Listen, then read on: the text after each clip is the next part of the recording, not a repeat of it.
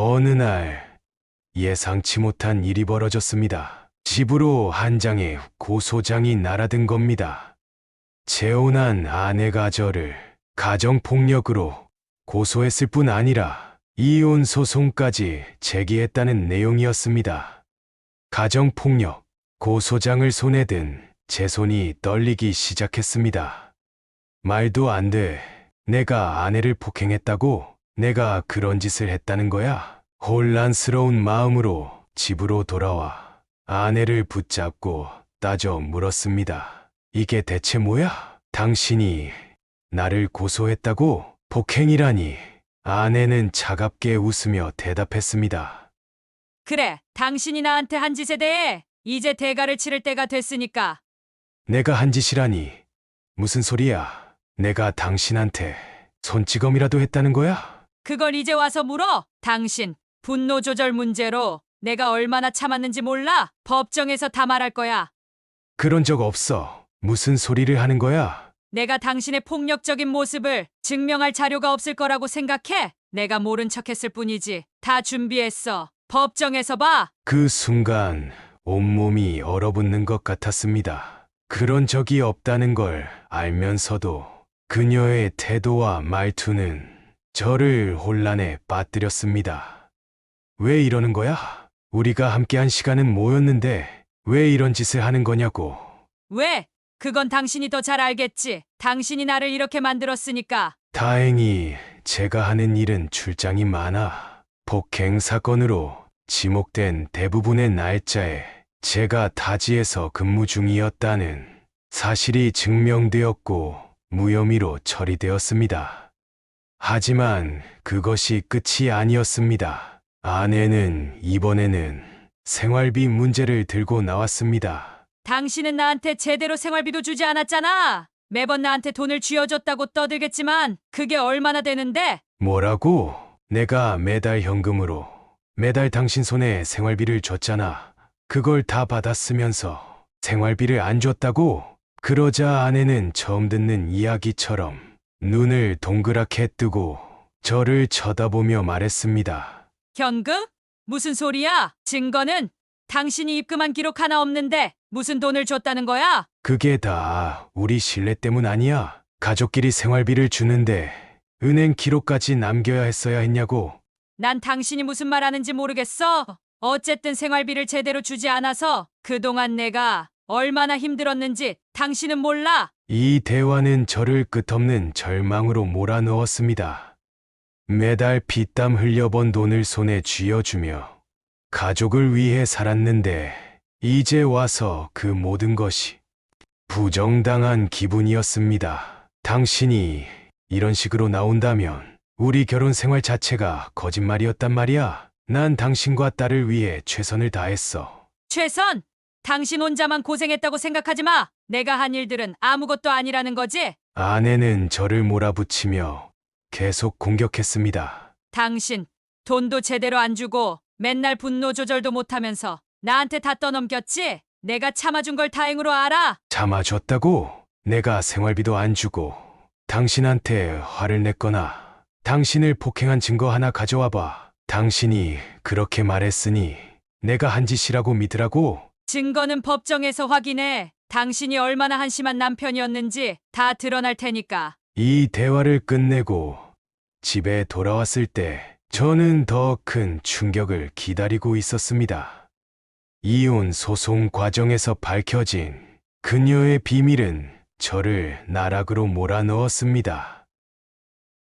저는 올해 59살의 평범한 가장 김정훈입니다.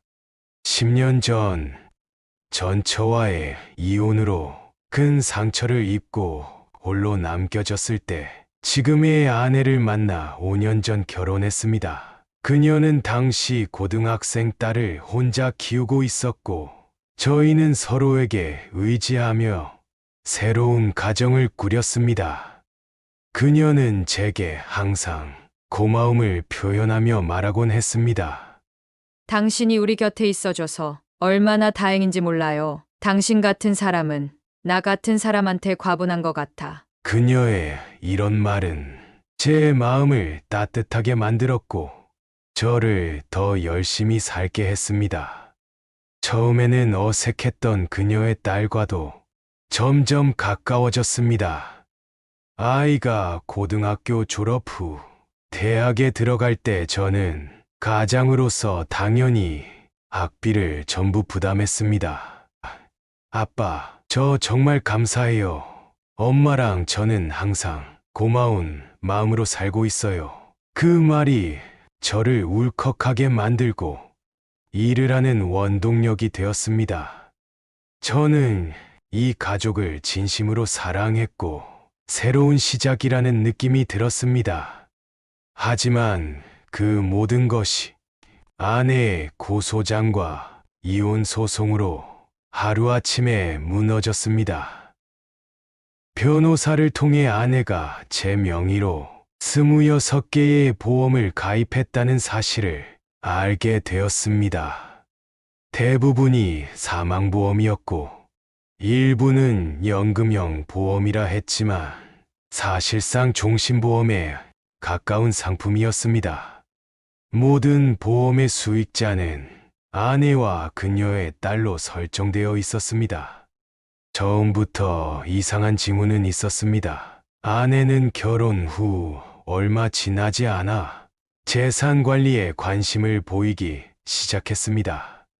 여보, 당신이 번 돈은 내가 좀 더 체계적으로 관리해 볼게요. 그래야 우리 미래를 더 안정적으로 준비할 수 있잖아. 그녀의 말은 그럴듯했고 저도 가족을 위한 일이라 생각하며 동의했습니다. 그런데 시간이 지날수록 그녀의 요구는 점점 늘어났습니다. 이 집은 이제 너무 오래돼서 가격이 더 오를 것 같지 않아? 이번에 새로 집을 사면서 이사 가자. 그리고 당신 명의로만 되어 있으니까 불편한 게 한두 개가 아니더라고. 새로운 부동산은 내 명의로 사두면 좋을 것 같아. 당신도 덜 귀찮잖아. 그리고 현금은 그냥 놔두면 안 돼. 내가 알아본 좋은 재테크 방법이 있어. 나한테 다 맡겨봐. 저는 처음에는 의심하지 않았습니다. 그래, 당신이 가족을 위해 더 나은 선택을 한다니 믿어볼게.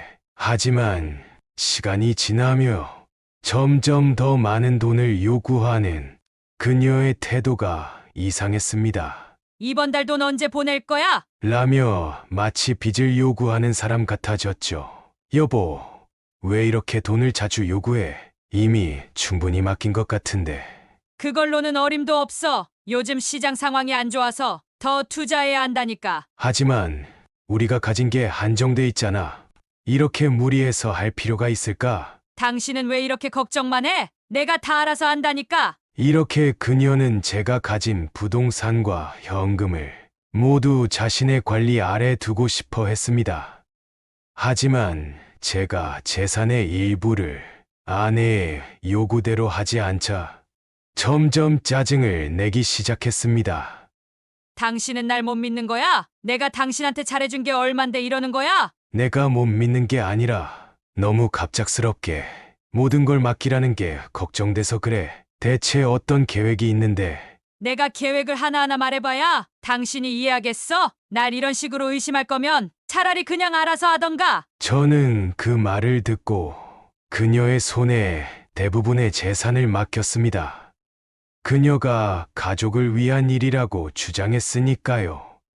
하지만 이혼 소송 과정에서 변호사께서 확인한 바로는 재산 외에도 그녀가 제 이름으로 가입한 보험을 발견하고 모든 퍼즐이 맞춰졌습니다. 변호사님, 이런 보험을 제가 모르게 들 수 있나요? 변호사는 심각한 표정으로 대답했습니다. 김정훈 씨, 이건 단순한 가입 문제가 아닙니다. 위조 서명이 들어갔을 가능성이 큽니다. 만약 이게 사실이라면 사문서 위조로 형사 고발할 수 있습니다. 위조 서명이라니요? 제가 제 이름으로 들지도 않은 보험이 어떻게 제 명의로 등록된 겁니까? 그뿐만이 아닙니다. 대부분 보험이 사망보험이고 수익자가 아내와 그녀의 딸이라는 건 너무 의도적입니다. 저는 충격의 말을 잃었습니다. 믿었던 사람이 내 이름으로 내 인생을 담보로 보험을 그렇게 많이 가입했다는 사실이 받아들여지지 않았습니다.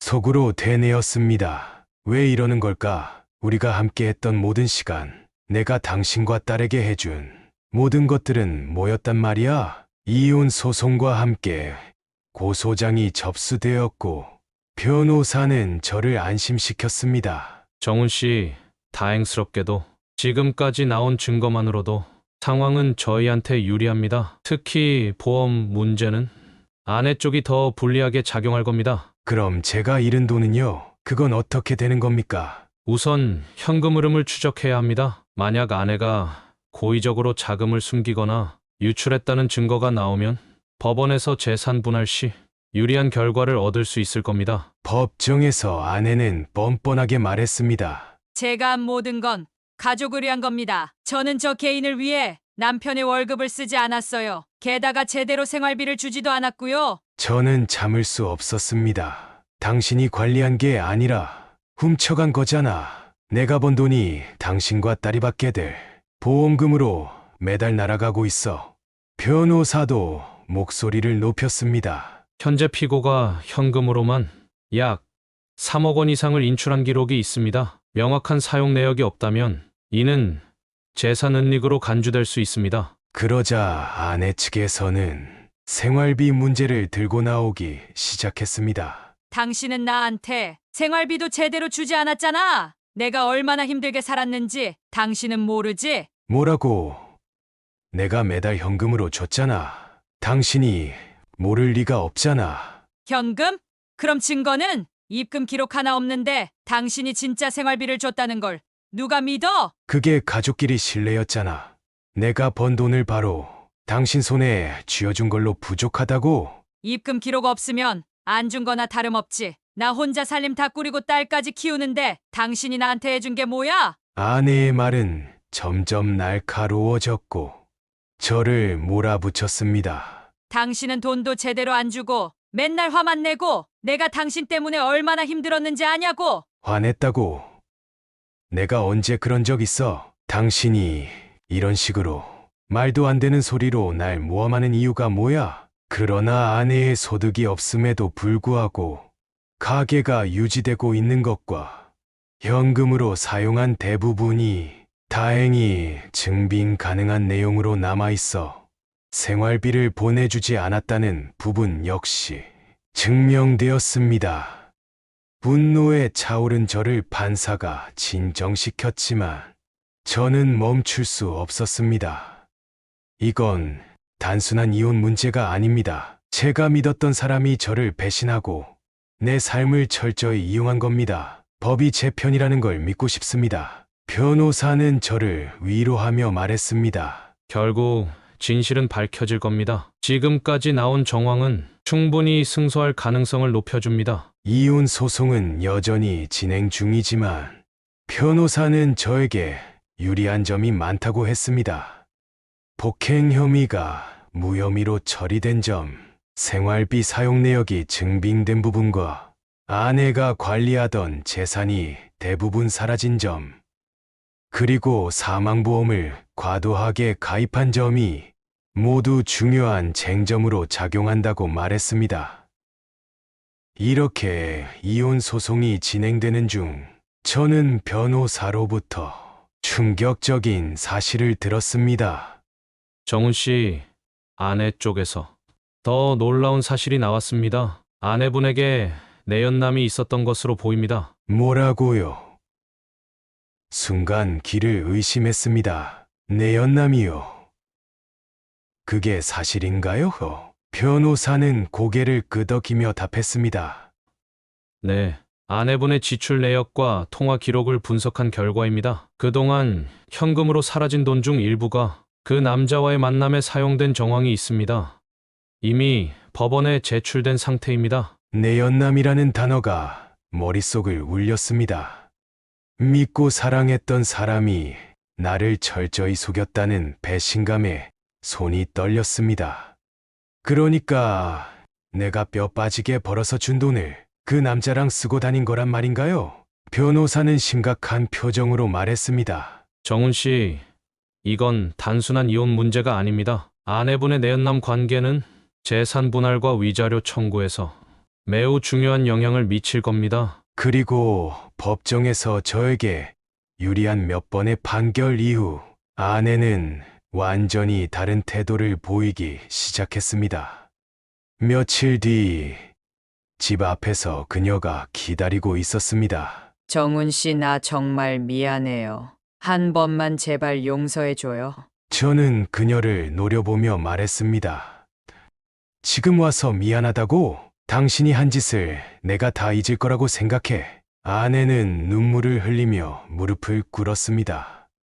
다 내가 잘못했어요. 제발 다시 시작할 기회를 줘요. 저는 비웃으며 말했습니다. 다시 시작. 내가 당신을 어떻게 믿겠어? 당신이 날 사랑했다고 믿으라고? 아내는 흐느끼며 말했습니다. 그래도 우린 5년 동안 함께 했잖아요. 그 시간들은 진심이었어요. 진심으로 나를 생각했다면 이런 짓을 벌이지도 않았겠지. 비켜, 더 이상 당신 말에 속지 않을 거야. 당신이 가지고 간 내 재산도 모두 되찾아올 테니 두고 봐. 이렇게 이야기하고 그 자리를 떠났습니다. 멀리서 애타게 제 이름을 부르는 소리가 들려오더군요. 저는 이 모든 일을 겪으면서 한 가지 중요한 교훈을 얻었습니다. 사랑만으로 모든 걸 믿어선 안 된다는 사실입니다. 특히 재산과 관련된 문제는 반드시 투명하게 확인해야 한다는 걸 뼈저리게 깨달았습니다. 저는 이제 법정에서 진실을 밝혀내고 제 삶을 되찾기 위해 끝까지 싸울 것입니다. 이 싸움은 단순한 결별이 아니라 제 삶과 존엄성을 지키기 위한 싸움이 되었습니다. 비록 지금은 힘들지만 저는 이 모든 일을 해결하고 다시 한번 제 삶을 바로 세울 겁니다. 여러분, 김정훈 씨의 이야기를 들으며 얼마나 많은 생각이 스쳐 지나가셨나요? 사랑으로 시작한 관계가 배신과 상처로 끝날 때 그 충격은 이루 말할 수 없을 만큼 큽니다. 그가 겪은 일은 단순한 재산의 문제가 아니라 함께한 시간과 신뢰가 한순간에 무너지는 깊은 고통을 담고 있습니다. 하지만 중요한 건 김정훈 씨가 이 모든 고난 속에서도 자신의 삶을 지키기 위해 포기하지 않았다는 점입니다. 때로는 사랑조차도 우리의 삶을 온전히 맡길 만큼 완벽하지 않을 수 있다는 현실을 마주해야 할 때가 있습니다. 그렇다고 우리가 믿음과 사랑을 포기해야 하는 건 아닙니다. 오히려 신뢰와 투명함, 그리고 스스로의 가치를 끝까지 지키는 용기를 배우게 되는 것이죠. 김정훈 씨는 자신의 존엄성을 되찾기 위해 그리고 정의를 밝히기 위해 싸우고 있습니다. 그 과정이 고통스럽고 길더라도 결국 진실은 밝혀지고 그는 다시 자신의 삶을 바로 세울 것입니다. 이 이야기를 통해 우리 모두가 배울 수 있는 건 어떤 상황에서도 자신을 잃지 않는 용기와 삶에 대한 긍정적인 태도입니다. 혹시 여러분도 신뢰가 깨진 경험이나 관계에서 상처를 입은 적이 있나요? 그 슬픔이나 아픔을 마음에만 담아두지 마세요. 함께 나누고 공감하면서 그 무게를 조금이라도 덜어낼 수 있기를 바랍니다. 여러분의 이야기는 다른 이들에게도 큰 위로와 힘이 될 겁니다. 그리고 김정훈 씨처럼 어떤 어려움 속에서도 다시 시작할 수 있다는 사실을 기억하세요. 우리가 겪는 고난이 반드시 우리를 쓰러뜨릴 필요는 없습니다. 오히려 더 단단해지고 자신을 지키는 방법을 배울 기회가 될 수 있습니다. 오늘 이 이야기가 여러분의 삶에 작은 위로와 교훈이 되었다면 좋아요와 구독으로 함께 해주세요. 댓글로 여러분의 이야기를 나눠주신다면 마음당이 또 하나의 치유와 공감의 장이 될 수 있을 겁니다. 우리는 누구도 혼자가 아닙니다.